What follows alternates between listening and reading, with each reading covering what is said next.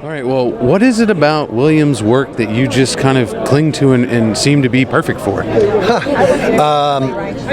I think in the history of cinema, there's been instances of directors and actors kind of bonding and creating a relationship that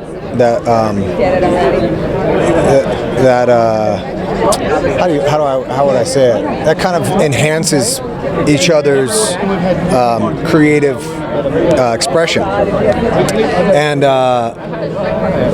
for some reason, him and I just kind of have the same kind of sensibilities when it comes to making films together. In the creative process of creating, when we put a script together or something like that, I'll call him he'll send me a script and I'll call him and say, oh, it'd be great, is this and that, and he goes, oh, that's perfect, I was thinking the same thing, and da-da-da. So it's really kind of a reciprocal creative relationship that, I often say, if I make another 10 movies in this life and they're all with William, I wouldn't be unhappy with that. Well, y'all make good movies, so it's perfect, yeah. What was it like being able, since we're here in Dallas, to film here and utilize our city to just rain havoc on everything? It was great. There was the last film him and I did together, Sinners and Saints.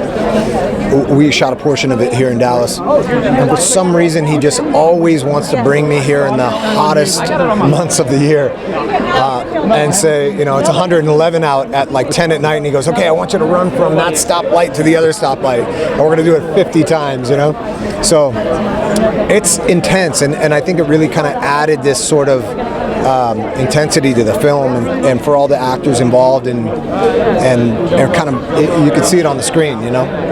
When it comes to the actual hand-to-hand combat and the fighting of the film, how much do you get into that? I know you have such a great background in it, and it's become kind of a staple. It's odd. When a friend of mine and I were talking about this the other day. When I was younger, I'd watch. I was very inspired by Bruce Lee's films. I don't know, Enter the Dragon, Way of the Dragon, that kind of stuff. And the less I knew about martial arts, the more I was fascinated by what I saw on the screen. But now, as a guy who, over the last, over 30 years have been training martial arts, I tend to try to shy away from doing that on camera because I do it for real every week, and it kind of is one of those things like, if I was asked, okay, you're going to do some like spinning back kicks and I just go, I don't know. I just don't gravitate towards that. So when William and I have a situation like that in films, I'm always trying to push it towards the more reality side, make it more visceral, make it look more like a real fight than sort of the chop-socky type stuff. Yeah. When it comes to what you guys are looking to do in the future, can you let us know what's coming? I mean, I'm sure you guys have some things on the platform. Yeah, there's a few projects that we have kind of floating around. One of them is a pseudo sequel to Sinners and Saints that we have planned, but it's kind of a standalone film with the same character. And I actually have a project that he's producing, and I'll be stepping into the director role with some friends of mine, Kim Coates and Scott Atkins,